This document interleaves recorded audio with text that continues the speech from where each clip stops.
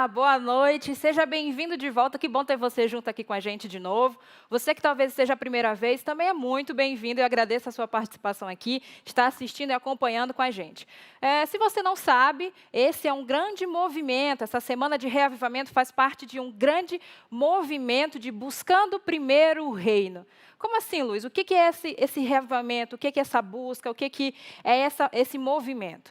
No mês de agosto, esse mês que a gente está agora, logo no comecinho, teve um grande movimento de visitação.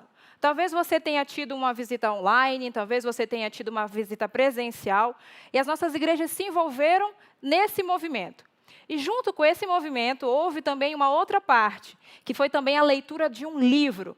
E desse livro eu trouxe, inclusive, para você um trecho nele que eu achei bem interessante, que diz assim: Deus está nos dizendo hoje, você não tem, mas eu tenho. Você não é, mas eu sou. Você não pode, mas eu posso te transformar num cristão verdadeiro. Olha, que interessante, que forte, que impactante. Sabe onde você encontra essa frase?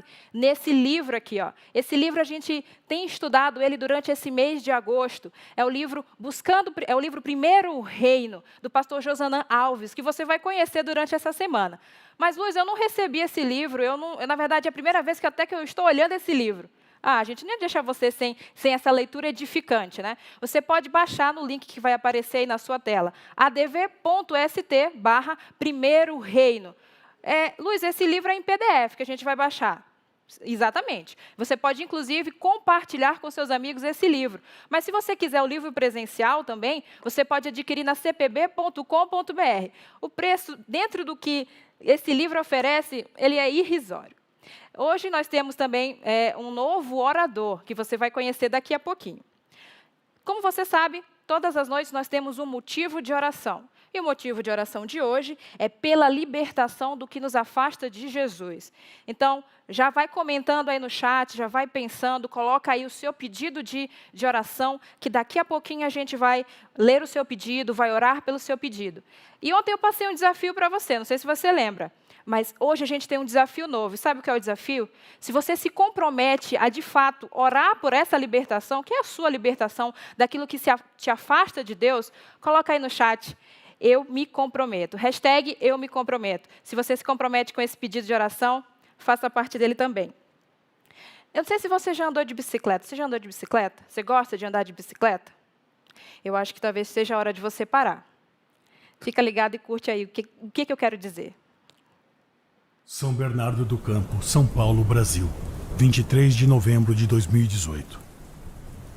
A pessoa que você está vendo no meio da enchente é Marcelo, um homem de 43 anos que tenta voltar para casa durante uma forte tempestade no estado de São Paulo, Brasil. Depois de atravessar a rua, ele fica preso com sua bicicleta em águas muito agitadas.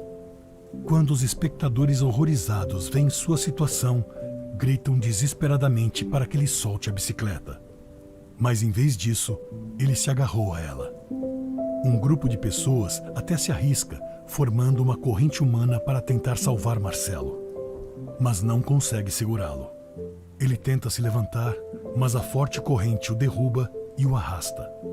Os bombeiros encontraram seu corpo mais tarde, no mesmo dia. Marcelo acabou perdendo muito mais do que a bicicleta que ele tentava guardar. Qual é a bicicleta na sua vida? O que é que o Senhor está pedindo para você largar, mas você ainda segura? Um relacionamento? Um emprego? Um vício? O que está impedindo você de se entregar a Jesus? O que impede você de ser totalmente dedicado e leal a Ele? Ellen G. White diz que Jesus não requer do homem nenhum sacrifício real, pois seja o que for que se nos peça abandonar, é apenas aquilo sem o que estaríamos melhor. Ellen G. White, Conselhos sobre Mordomia, página 181, 4. Ao entregar o dízimo e o pacto, peça a Jesus para ajudá-lo a agarrar-se àquilo que realmente importa e a deixar de lado tudo que coloque em risco sua salvação. Que possamos colocar nossos desejos por último e primeiro Deus. Nossa, que testemunho impactante, né? Às vezes a gente se agarra a uma bicicleta de forma, né, que a gente não quer largar e isso tem afastado a gente de Deus. E esse momento é o momento que você tem para colocar aí no chat o seu pedido de oração. E eu não vou fazer esse momento sozinha, né? Hoje eu estou aqui com um senhor diferente. Esse pastor aqui é o pastor Marcos Bonfim, que é líder de mordomia cristã. Só que não é aqui para o Brasil, nem para 8 países. É um pouquinho mais longe, né, pastor? Um pouquinho mais abrangente. É o pastor da Associação Geral, que fica lá nos Estados Unidos. Então, o senhor está vindo dos Estados Unidos para estar nesse momento aqui com a gente, pastor? É isso mesmo? Privilégio muito grande. Muito obrigada pela sua presença. Hoje, nós temos um motivo de oração, que o senhor já viu também, que é pela libertação daquilo que nos afasta de Jesus. Pastor, deixa eu lhe perguntar aqui uma coisa. O senhor que é mais experiente aqui do que eu, o senhor tem algum conselho? As pessoas, eu lancei um desafio para elas, que era que elas colocassem uma hashtag no chat. Eu me comprometo, se elas realmente forem fazer isso aqui, orarem para que Deus liberte elas de alguma coisa que tem impedido de estarem perto dele. O senhor tem algum conselho para elas? 2 versos vêm à minha mente, Luz. O primeiro deles, e eu quero falar para você agora, o primeiro deles é: se confessarmos os nossos pecados, Ele é fiel e justo para nos perdoar os pecados e purificar de toda injustiça. Então, é confissão. E o segundo verso que vem à minha mente é aquele: como pode o jovem conservar puro o seu caminho? Observando conforme a sua palavra. Então, quando você se encharca da palavra de Deus, você está colocando coisas que vão tirar o pecado da sua vida. E aí você tem que pedir um milagre. Se livrar de coisas que me afastam de Jesus não é possível por minha força, senão eu mereceria o céu. Sim. Né? Me esforcei e consegui. Não, é pela graça de Deus. Então, eu preciso de um milagre, eu preciso pedir esse milagre para Jesus. É como a frase do livro diz, né? Eu não posso, mas Deus pode me transformar. Então, vamos ler aqui alguns pedidos, né? Que daqui a pouquinho a gente vai estar orando pelo seu pedido. Então, já vai colocando aí no chat, que quando o pastor for orar, já ora ali também pelo seu pedido. A Maria Nilde Mendes, ela dá boa noite, né? Muito educada, muito obrigada. Obrigado. Peço oração pela minha família e pela minha cura espiritual. A Marise Cordeiro Couto, ela pede oração para que nada impeça ela de se rebatizar. Olha que legal, né? Ela já tem esse desejo de se rebatizar, então a gente vai orar por você, Marise, para que você realmente concretize esse ato, né? Mais interessante do que a gente, mais interessada do que você é o próprio Senhor, né? E não espera não. Não espera muito não, porque quando a gente adia a obediência ao que o Espírito Santo está chamando a gente para fazer, a gente está enfraquecendo o poder de decisão. É isso mesmo. Então, já ouviu aqui o recado, né? A Sandra Mara dá boa noite e pede oração por ela, porque ela está angustiada. Ela pede que o Espírito Santo dê a ela sabedoria. Eu acredito que você precisa tomar alguma decisão, né? Eu espero que essa decisão seja guiada pelo Espírito de Deus. Renildes Barros de Oliveira, ela pede oração pela Darlene. Elas começaram a estudar a Bíblia. Olha que bênção. Coisa boa. Que bênção. A Adriana Viana, ela pede oração pelo filho que está afastado dos caminhos do Senhor, o Cauã. Eu não sei se o Cauã está assistindo, mas, Cauã, se você estiver assistindo, saiba que tem a Adriana, sua mãe, está orando por você, e a gente também vai orar por você para você tomar a sua decisão. O Júlio Gopfert, acho que é isso, não sei se eu estou errando, mas me desculpa, Júlio, que Deus o ajude a renunciar ao seu próprio eu. Acho que isso é, às vezes, a bicicleta que a gente tem segurado ali, né, impedindo que Deus faça a sua obra. Pastor, então, acho que chegaram aqui alguns pedidos. A Inês Silva pede oração para que o marido, para que o esposo encontre um emprego, né? Infelizmente, dentro dessa situação, muita gente perdeu o emprego, né? E um último pedido que a gente vai ler aqui é da Rita, que ela pede que a gente ore pelos seus filhos. Muitas mães, muitos pais pedindo oração pelos seus filhos, né? Então, aqui, pastor, eu gostaria que o senhor nos representasse aqui essa urnazinha que representa todos os pedidos que estão sendo colocados no chat. Então, o senhor coloca e pode já aí orar conosco. Eu quero convidar você para orar, para você fechar os seus olhos, curvar a sua cabeça aí onde você está e colocar a sua mente na presença do Senhor Jesus. Nosso Deus e Pai, é um privilégio muito grande estarmos na presença do nosso Criador, do nosso mantenedor, daquele a quem foi dado todo o poder no céu e na terra, o Senhor Jesus. Nós colocamos diante do Senhor esses pedidos que foram feitos. São anseios do coração, são angústias que foram expressas, são projetos que são depositados aos teus pés, são pessoas que nos são queridas, que te são oferecidas. Nós colocamos tudo ao dispor do Senhor. E queremos colocar em primeiro lugar a nossa vida ao teu dispor. Senhor, hoje estamos orando por libertação de coisas que nos afastam do Senhor. Nós pedimos que o Senhor cumpra a promessa que diz: dar-vos-ei um coração novo, porei dentro de vós um espírito novo, tirarei de vós o coração de pedra e vos darei um coração de carne. Opera essa transformação na nossa vida. Nós pedimos estas bênçãos e as agradecemos em nome de Jesus. Amém. Amém. Muito obrigada, pastor, pela oração. Eu só queria reforçar com você aqui, ó, o livro Primeiro Reino. Se você ainda não tem, você pode baixar no link adv.st/Primeiro o Reino. E também você pode adquirir na cpb.com.br. Nós fizemos agora a nossa oração aqui com o pastor Bonfim, mas também nós vamos elevar agora a nossa adoração através do louvor com a Cíntia Nascimento e o Marcelo.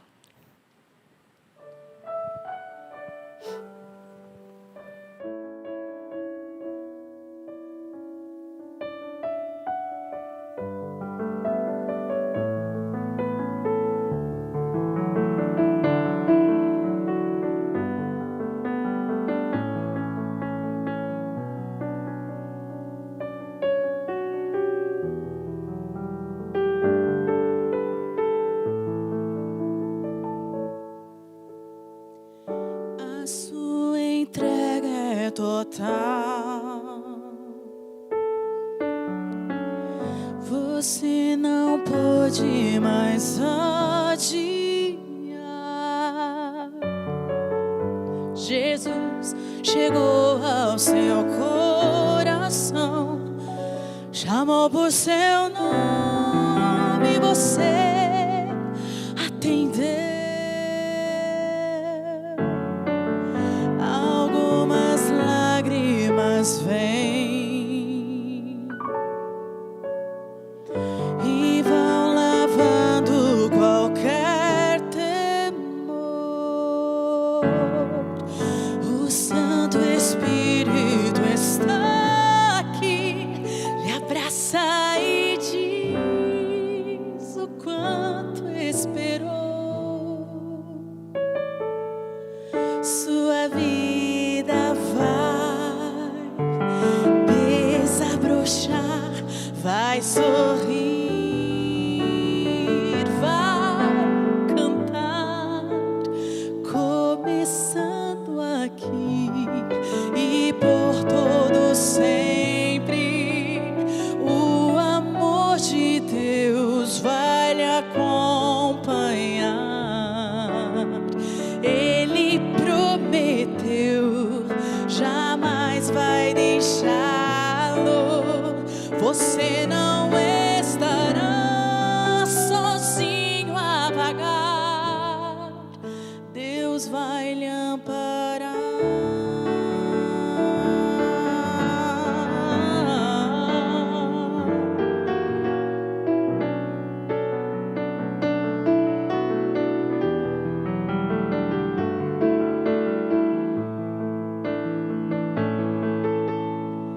Se o amanhã lhe trouxer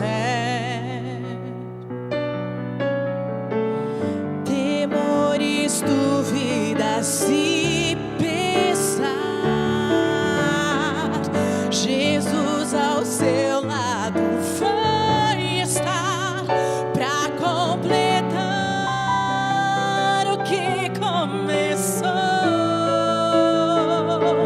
Sua vida vai desabrochar, vai sorrir, vai cantar,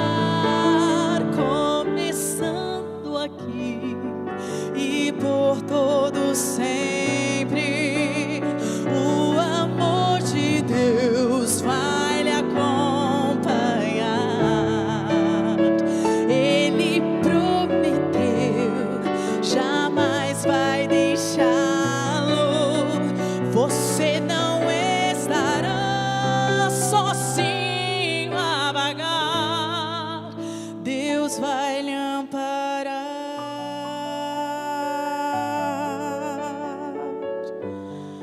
Deus vai lhe amparar. Amém. Amém. Que louvor abençoado, né? Eu me senti um pouquinho mais perto do céu. E se você gostou da Cíntia louvando ao Senhor, ela vai estar com a gente durante toda essa semana. Então, lembre-se, começou ontem e vai até sexta-feira, todos os dias, às 19h30, nós temos aqui um encontro, juntos, nessa semana de reavivamento. E eu gostaria de reforçar com você 3 coisinhas. Primeiro, se você realmente se compromete em orar para que Deus traga essa libertação, o pastor já deu aqui alguns conselhos, ele vai falar depois um pouco mais sobre isso. Você coloca aí no chat, #EuMeComprometo. Você não está se comprometendo comigo, nem com o pastor. Você está se comprometendo com você mesmo, de orar por você para que Deus traga a libertação sobre a sua vida. Outra coisa que eu gostaria de pedir para você é compartilhe esse link. Compartilhe esse vídeo. Se ele está sendo edificante para você, eu acredito que também vai ser edificante para outras pessoas. Então, aproveita que você está aí no chat colocando #EuMeComprometo e compartilha com seus amigos, com seus familiares. E outra coisa, a terceira coisa que eu queria pedir para você, vamos curtir o vídeo? Porque quanto mais pessoas curtem esse vídeo, mais o YouTube e o Facebook entendem que esse vídeo é relevante e ele compartilha com mais pessoas. Então, vamos curtir, vamos compartilhar, vamos propagar essa mensagem que traz reavivamento e transformação para a vida das pessoas. Mais uma vez, eu gostaria de lembrar você que se você ainda não tem, se você ainda não leu, esse livro abençoado, Primeiro Reino, do pastor Josanã Alves, que você vai conhecer daqui em breve, você pode baixar no link adv.st/Primeiro Reino. E já que você já está acostumado a compartilhar vídeo, a compartilhar a Semana de Reavivamento, aproveita e compartilha esse livro também com seus amigos. Se você tiver interesse, pode comprar na cpb.com.br. Eu agradeço a você a companhia, eu vou ficando por aqui, mas olha, amanhã, 7h30, eu vou estar aqui esperando você para a gente fazer o nosso momento de oração juntos, para a gente orar, buscar ao Senhor e louvar ao Senhor. Agora eu queria apresentar para vocês o nosso orador da noite.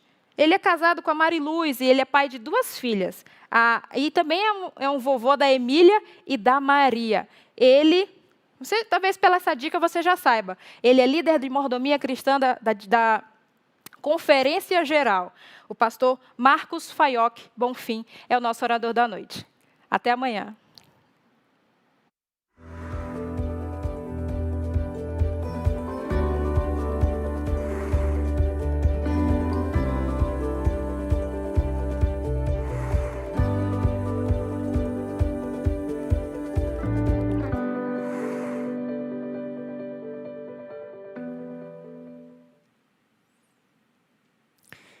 Eu estou muito feliz pelo privilégio de estar com você nas noites dessa semana. Ontem nós tivemos uma mensagem maravilhosa trazida pelo pastor Stanley Arco.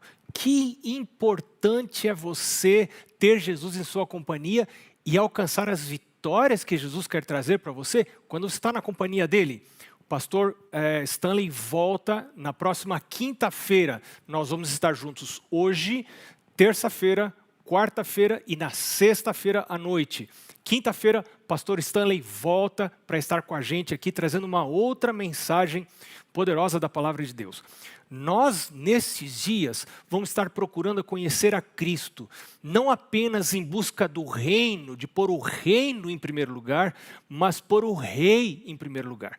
Nós precisamos conhecer o rei para poder valorizar o reino. A gente só valoriza o reino quando a gente conhece o rei. E como que você pode fazer para conhecer a Cristo? Nós podemos conhecer a Cristo pelo menos de 2 maneiras. Conhecendo a sua pessoa, como ele é, e conhecendo os seus ensinos. E todas as noites nós vamos ter um pequeno momento conhecendo a pessoa de Cristo e depois um outro momento conhecendo os ensinos de Cristo. E nós vamos estar estudando juntos o maior sermão, a maior mensagem de Jesus, que foi o Sermão da Montanha, que a gente encontra lá em Mateus capítulo 5 a 7. Mas primeiro como é Jesus. Só uma palhinha para você de como é Jesus. Antes de ler a Bíblia, eu quero rapidamente orar com você outra vez. Eu peço a você que feche os olhos para a gente orar antes da leitura da Bíblia. E aí você abre a sua Bíblia rapidinho no livro de Hebreus, no capítulo 1. Depois a gente volta lá para Mateus, capítulo 5 a 7. Vamos fechar os olhos, vamos orar. Senhor Deus, estamos nos aproximando da Tua Palavra. Tua Palavra tem um poder que nós nem podemos compreender. Mas vemos o efeito desse poder na nossa vida, na vida da nossa casa.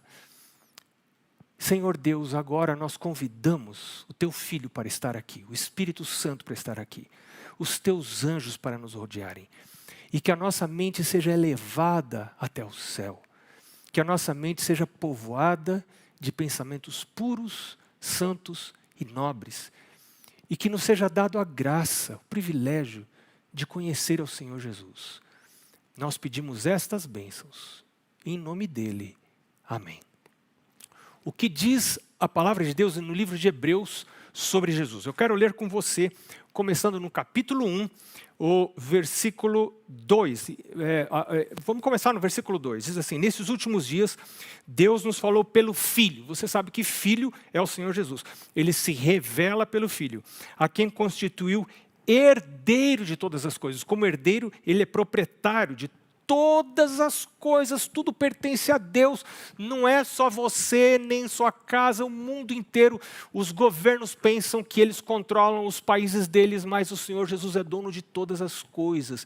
O Senhor Jesus é dono das empresas, o Senhor Jesus é dono da natureza, Ele é dono do universo, porque Ele foi constituído herdeiro de todas as coisas. E Ele também é o Criador, porque o final do verso 2 diz que pelo qual também fez o universo.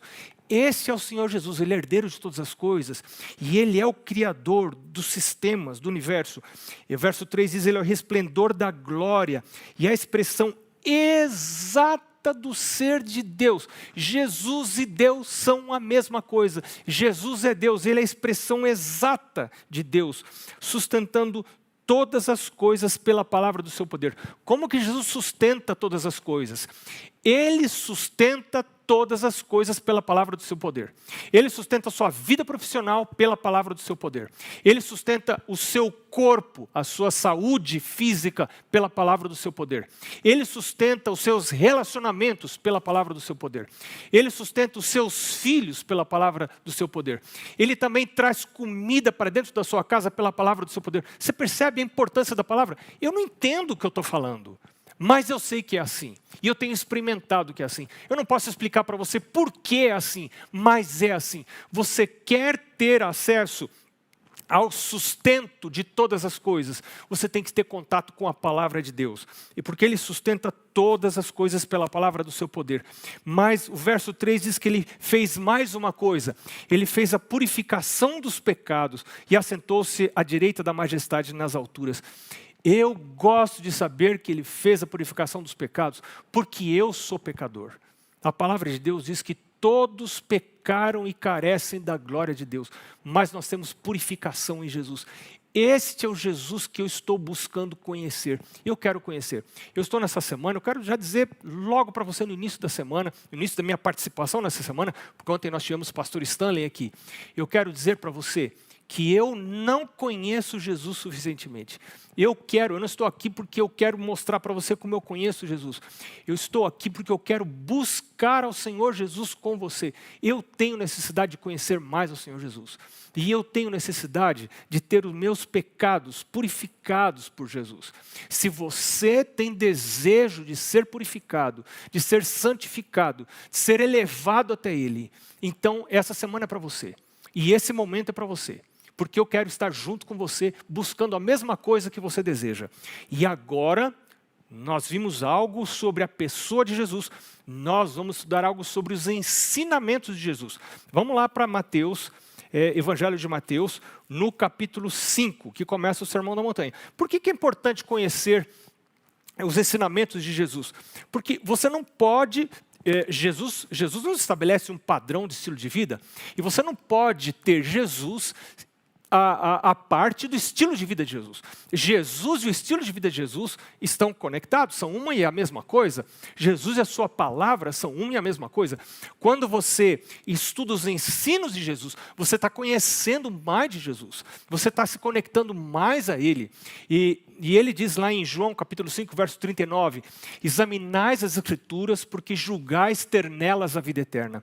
E são elas mesmas que de mim testificam. Então, quando eu estou examinando as Escrituras, eu estou recebendo um testemunho de Jesus. Isso é tão importante porque eu estou conhecendo Jesus.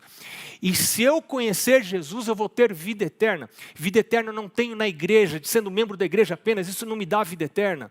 Não me dá vida eterna apenas estudando a Bíblia como uma peça de literatura. Eu recebo vida eterna conhecendo ao Senhor Jesus Cristo. E é por isso que nós vamos agora começar o estudo do Sermão da Montanha em Mateus capítulo 5. Jesus começa com o que nós conhecemos como sendo as bem-aventuranças. No verso 3 do capítulo 5 ele diz: bem-aventurados os humildes de espírito, porque deles é o reino de Deus.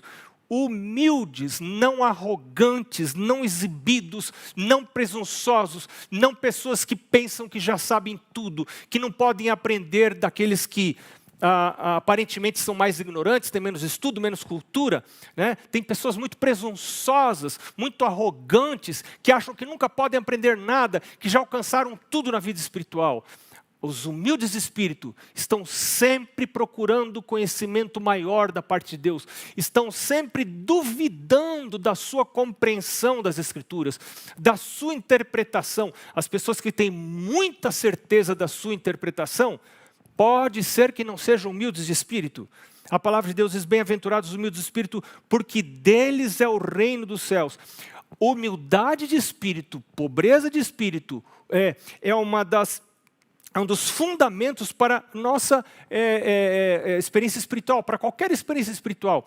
E eu quero dizer uma coisa para você: pobreza material não me dá isso necessariamente. Uma pessoa pode ser pobre financeiramente e ser orgulhosa de espírito. E alguém pode até ser rico financeiramente e buscar essa pobreza de espírito. Todos nós podemos e devemos buscar essa pobreza de espírito. Bem-aventurados os que choram, diz Jesus em seguida, porque serão consolados. Choram por causa dos seus pecados, reclamam por causa dos seus pecados, choram por causa dos pecados dos outros, pedem a Deus como Daniel, oram intercessoramente por outras pessoas, dizem: Deus, perdoa os pecados do meu país, perdoa os pecados dos meus governantes, perdoa os pecados da minha família, perdoa os meus pecados. Senhor, nós temos pecado, nós somos pecadores. Deus está em busca de intercessores, Deus está em busca de pessoas que intercedam por seu povo e por aqueles que ainda não conhecem ao Senhor.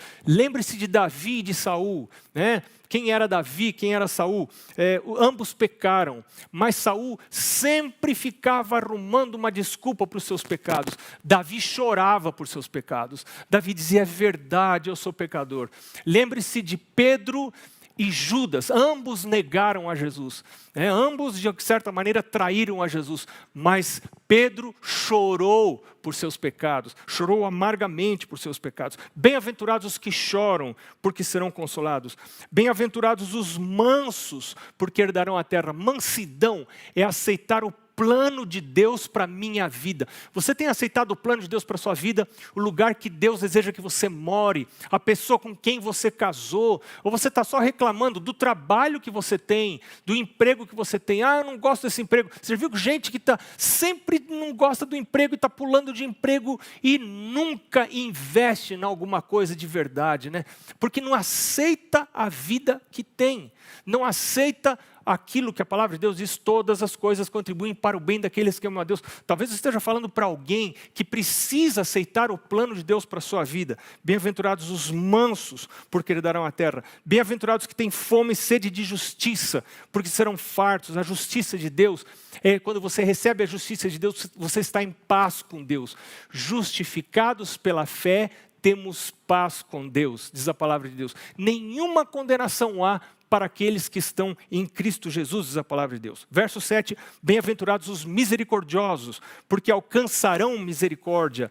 Bem-aventurados os limpos de coração. Isso para mim, isso mexe tanto comigo. Limpos de coração, porque verão a Deus. Não apenas ações certas que as pessoas podem ver, mas motivações corretas que as pessoas não podem ver. Às vezes eu tenho as ações certas, mas as minhas motivações não estão corretas. Limpos de coração são aquelas pessoas isentas de duplicidade. Tem uma só cara, né? Não tem duas caras, não tem dois corações, duas vidas, não tem uma cara na frente da família e outro rosto longe da família. A ausência de duplicidade é pureza, limpeza de coração. E eu preciso pedir, como Davi, para eu poder ter pureza de coração, limpeza de coração, eu preciso reconhecer que não a tenho. Aqueles que são limpos de coração são os que reconhecem que não são limpos de coração. Então dizem como Davi, cria em mim, ó Deus, um coração puro, renova em mim espírito reto. Quando eu não faço esse tipo de oração, quando eu não confesso, quando eu não tenho, quando eu não recebo de Deus, porque eu não peço, a habilidade da autocrítica, de olhar para mim e de ver o pecado que está em mim, examinar a mim mesmo, como diz o livro de Hebreus, examinai-vos a vós mesmos para ver se estáis na fé. Eu preciso examinar-me a mim mesmo e pedir que o Espírito Santo me examine. Davi disse, sonda-me, ó Deus, vê meu coração, e me examina, né? E aí me ajuda a confessar, mesmo pecados que são apreciados, que eu gosto. E claro que pecado que acariciado é porque a gente gosta dele, né? Então, me ajuda, meu Deus, a desenvolver esse coração puro, essa honestidade espiritual.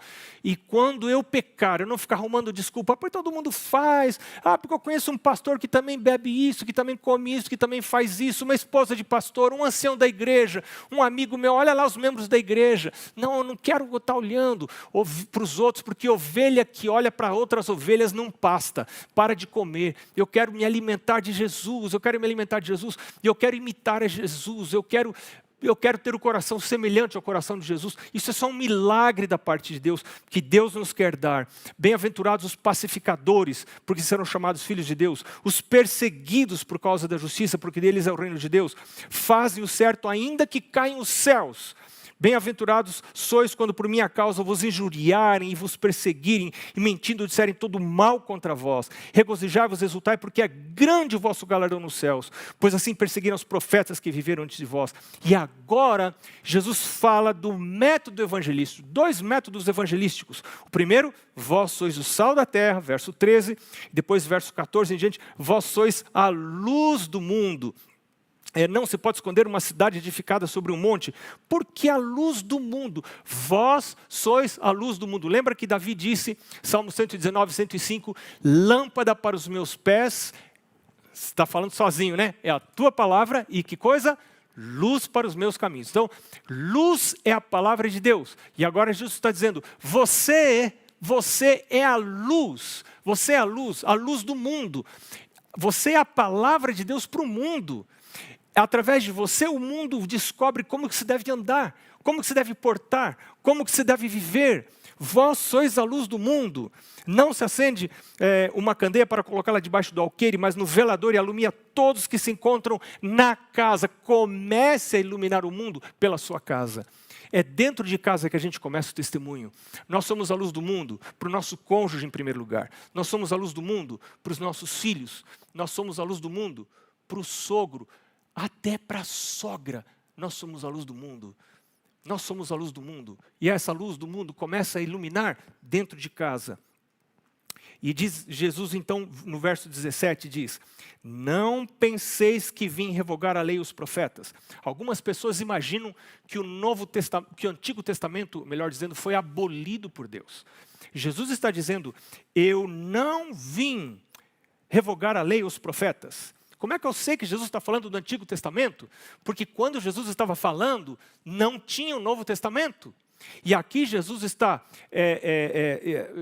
citando as duas divisões, os 2 pedaços do Antigo Testamento, a lei e os profetas. Jesus está dizendo, eu não vim revogar o Antigo Testamento, a lei e os profetas, né? Eu não vim revogar, eu vim para cumprir. Essa palavra cumprir, no original, quer dizer tornar completo, tornar perfeito, porque em verdade vos digo, até que o céu e a terra passem, nenhum i ou um tio jamais passará da lei até que tudo se cumpra. Aquele, porém, que violar um destes mandamentos, posto que dos menores, e assim ensinar aos homens, será considerado o mínimo no reino dos céus. Aquele, porém, que os observar e ensinar. Nós somos professores de Jesus. Quando você aceita Jesus, você se torna um professor. E é por isso que você precisa dar estudos bíblicos. Eu preciso dar estudos bíblicos. Eu não preciso dar estudos bíblicos tanto por causa da pessoa com quem eu estudo. Eu preciso dar estudos bíblicos. Porque quando eu estou ensinando, eu estou aprendendo. Nós somos ensinadores da parte de Jesus. Aquele, porém, que os observar e ensinar, a observância e o ensino estão juntos, esse será considerado grande no reino de Deus. Mas eu quero falar de outro ensino muito importante, que é o ensino do culto familiar. Esse é um ensino que a gente promove dentro da nossa casa, e a educação religiosa dentro de casa. Jesus nos chama, você que é pai, você que é mãe, você que é um líder de família, uma líder de família, Deus chama você para estabelecer o culto familiar como um meio de ensino muito importante, formal e informal. Você está ali todos os dias, pela manhã e pela tarde, levando a sua família a conhecer Jesus. Lembre-se, nós somos a luz do mundo, e a luz do mundo começa a brilhar dentro de casa. Se você não tem uma decisão muito firme, um compromisso muito firme feito aos pés de Jesus, você não terá culto familiar na sua casa. Você precisa desenvolver rotinas muito firmes, decisões muito firmes, porque senão o inimigo de Deus vai tirar da sua casa o culto familiar. E o verso 20 diz assim, e o verso 20, deixa eu dizer uma coisa para você. O verso 20 é o verso central do Sermão da Montanha.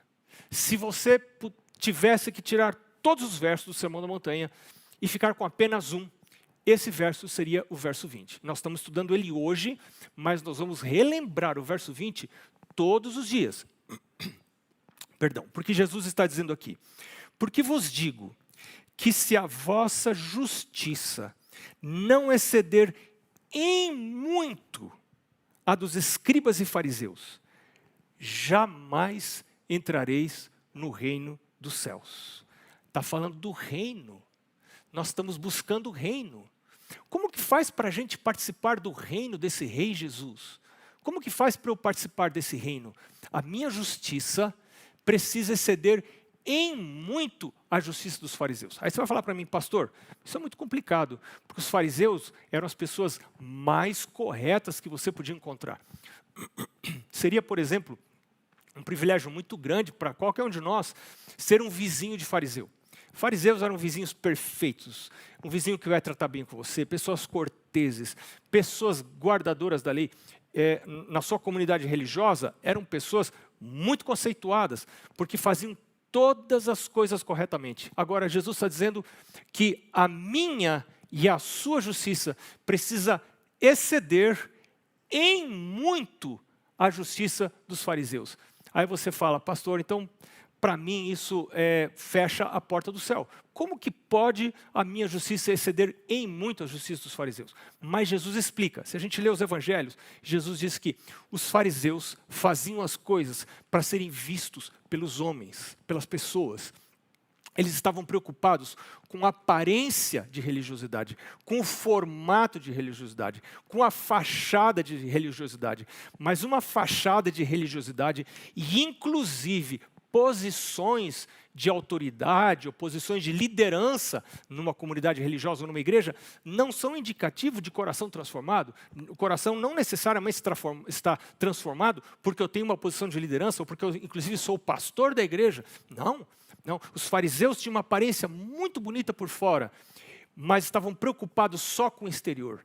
Jesus agora vai dizer para nós, meu filho, eu quero que a sua preocupação primeira seja com o seu coração.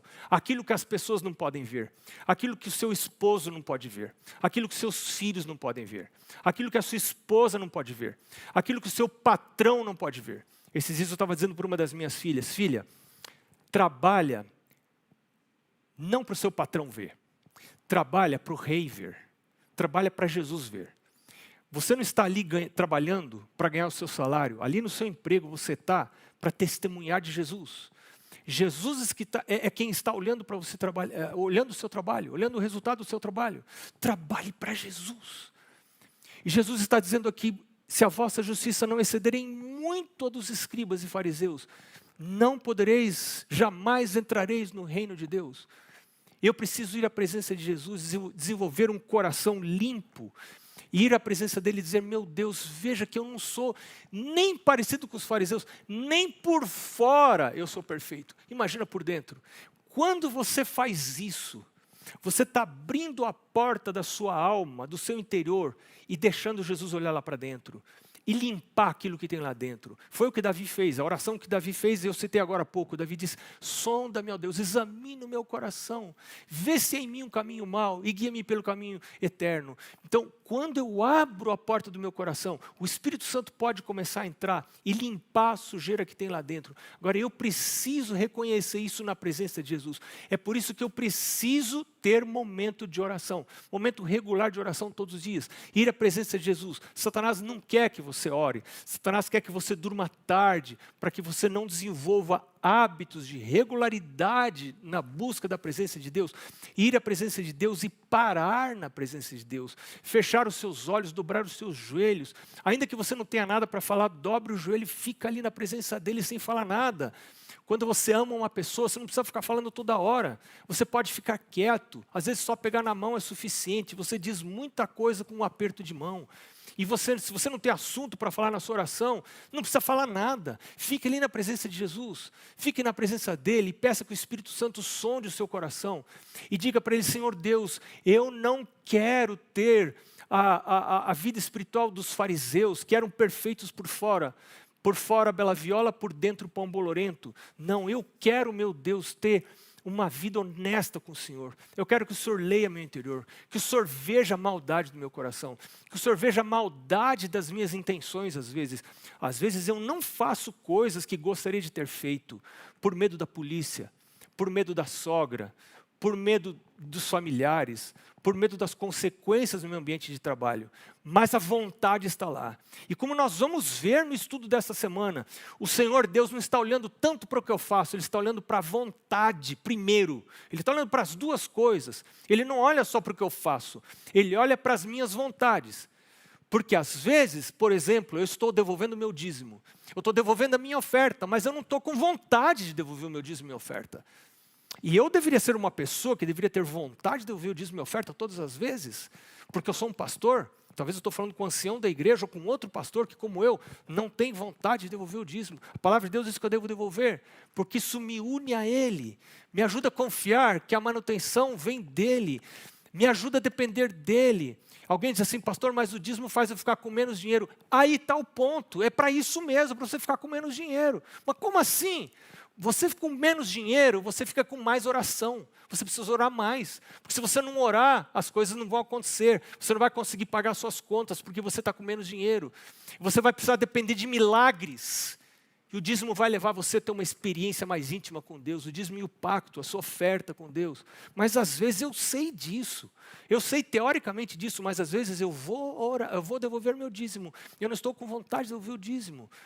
O Senhor Jesus está olhando para o meu interior, não para o que eu faço. Eu posso devolver o dízimo, mas se eu não tenho vontade, o Senhor Deus não pode aceitá-lo. Nós vamos ver isso amanhã também. Aliás, ainda é hoje que nós estamos vendo isso. Jesus diz ali no verso 21, ouviste o que foi dito aos antigos, não matarás. E quem matar estará sujeito ao julgamento. Veja, matar é uma evidência exterior de impiedade. Você mata e alguém vê que você matou. É algo claro. Agora, Jesus diz assim, eu, porém, vos digo que todo aquele que, sem motivo, se irar contra o seu irmão, estará sujeito a julgamento.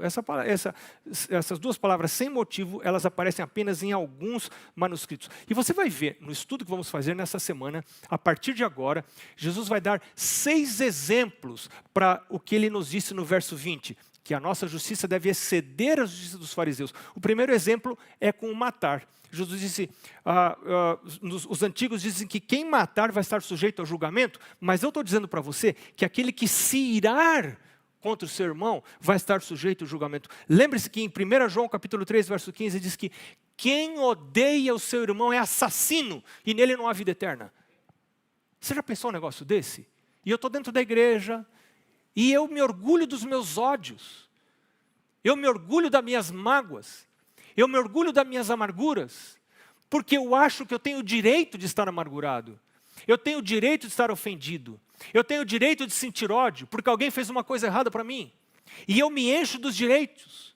Direitos que a palavra de Deus não me concede. E eu vou seguindo dentro da igreja. E Satanás me diz, pode continuar dentro da igreja. Contanto que você continue odiando as pessoas que não pensam como você, que não agem como você, que não vivem como você, que não concordam como você. Fique dentro da igreja, porque você está perdido dentro da igreja. Você pode ser um líder da igreja, você está perdido dentro da igreja, se você tem ódio no seu coração. Porque aquele que odeia o seu irmão, de acordo com 1 João 3,15, aquele que odeia, isso aí, 1 João 3,15, quem odeia o seu irmão é assassino, e a vida eterna não está nele. Eu vou perder a vida eterna se eu continuar com raiva. E para dizer, meu Deus, ainda que alguém fez uma coisa errada para mim, e está certo, o senhor sabe que alguém fez uma coisa errada, o senhor sabe que eu sofri abuso, o senhor sabe que não é certo o que aconteceu, mas o ódio é problema meu. O erro cometido pela outra pessoa é um problema dela. Ela vai comparecer diante do juízo por causa desse problema. Agora o meu ódio, a minha amargura, a raiva que eu sinto, é um problema meu. Eu vou ter que lidar com isso diante do Senhor. Porque a palavra de Jesus diz aqui, e esses são os ensinos de Jesus. Se eu sou de Jesus, eu preciso adotar o estilo de vida de Jesus. E não o senso comum. Porque o senso comum diz para você que você tem direitos. Que você não deve levar desaforo para casa. Que você tem direito de estar magoado. Que você tem direito de sentir o que você está sentindo. Eu, porém, vos digo que todo aquele que se irar contra o seu irmão estará sujeito a julgamento. E quem proferir um insulto a seu irmão estará sujeito a julgamento do tribunal. E quem lhe chamar tolo estará sujeito ao inferno de fogo, a sepultura. Se, pois, ao trazeres a tua oferta, que legal, eu gosto tanto de trazer oferta para a igreja. Vamos lá trazer oferta. E tem pessoas que são ofertantes já por hábito. E a gente tem que ter cuidado. Os hábitos são muito importantes. A gente precisa desenvolver hábitos espirituais corretos. O hábito de ir à presença de Deus na primeira hora do dia. Me acordo, vou à presença de Deus. O hábito de fazer o culto com a minha família. O hábito de ir todos os sábados à igreja. O hábito de ir nos cultos de oração. O hábito de ir ao pequeno grupo. O hábito de cantar. O hábito de orar.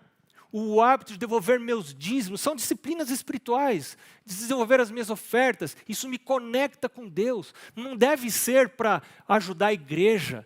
E não é assim que a Bíblia nos ensina. É um ato de adoração a Deus. Mas quando eu desenvolvo esses hábitos, tem um risco. Tem um risco maior não ter os hábitos. Mas quando eu desenvolvo os hábitos, tem um risco também. E esse risco é eu ficar tão habituado aos hábitos, à letra, e me esquecer do espírito. E de me esquecer de por que eu estou fazendo aquilo. E o Senhor Jesus disse, se eu estou trazendo a minha oferta para a igreja, e eu me lembrar que tem alguém que tem alguma coisa contra mim, o que eu devo fazer com a minha oferta? Leia aí o que Jesus está dizendo. Deixa a sua oferta perante o altar. Não é para pôr no altar, é para esperar. Vai primeiro reconciliar-se com seu irmão. Olha o que Jesus está dizendo. Jesus está dizendo, filho, antes do seu dinheiro, eu quero o seu coração. A oferta mais desejada é a oferta da sua vida.